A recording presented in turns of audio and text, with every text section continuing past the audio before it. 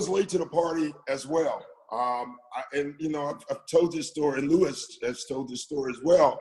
When we traded for Lou, I was not having Lou. And I don't know, Bob, it was from afar. I saw a guy that kept getting traded, right? And I appreciated his offense, but never thought it was this good. And, we kind of brought him in. He didn't come in early. Every player came in. He was the last guy to come in. And so when he finally showed up like 3 days before training camp, I was not having him. I was like, this guy's we're not going to work, And so we sat in the office, and it was amazing. It just taught me a lot. Like, I brought him up in the office, and I told him my feelings that I said, Lou, you're one of these guys that want to do whatever you want to do, and you don't want to buy in.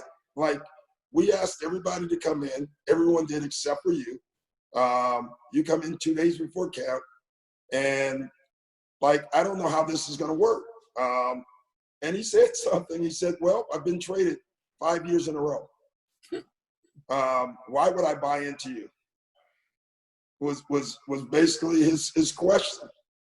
And I didn't have an answer at that point because I wasn't buying him yet, And I said, listen, if you do the things that I need you to do, I guarantee you that you can make this a home. I told them, if you look through my coaching career, I've always had a guy that came off the bench that I've tried to use as I always call them as firepower.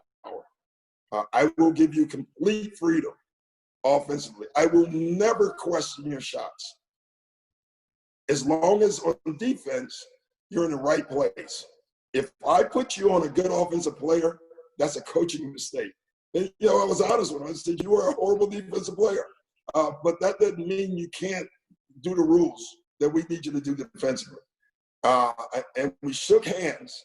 And by mid-season, Bob, of that year, he went on to win the Sixth Man Award. I was in love with the guy, not only as a player, but how verbal he was in the locker room. And he told me he had never been any of those things, but he had never felt like he was going to stay somewhere. And I think, it's hard in our league to have loyalty and to build a trust and relationship. But when you can, and when you do it, it works with the right guys that'll give it back. And what Lou has done, he's returned the loyalty. I mean, even with his contract, when he signed the extension, I told him, I was honest, I don't know if I would sign this extension. It's not great. And he said, you know what? It guaranteed I'm here. I'm staying here.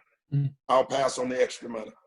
And so he's been amazing, Bob. But offensively, I'm telling you, it's amazing watching him sometimes. Everyone in the league knows he wants to go left. And he's going left. The thing is, he can really go right as well. And he laughs because people give him his right hand, and he takes it. And that's why if you ever see him, he'll run down the court laughing. And he has this great saying, I don't want to go right, but I can. It reminds me of apropos, I have to throw this in there, when Hubie Brown was announcing many, many years ago, a game that Terry Cummings was playing. Yeah. And Hubie comes out with the following. I don't want to say that Terry Cummings goes to his right all the time. Let's just say he goes to his right many, many times. Yeah. But you think about it, all great players, even good players. Listen, I was an average player in the NBA, and I was going right. I was not going left. I tell my players all the time, it was a great story. I think I was with the Knicks, and I don't know who it was, but a rookie comes up to me before the jump ball and says, hey, Doc, you are not going right tonight. And I tell him, well, I'm not going left. So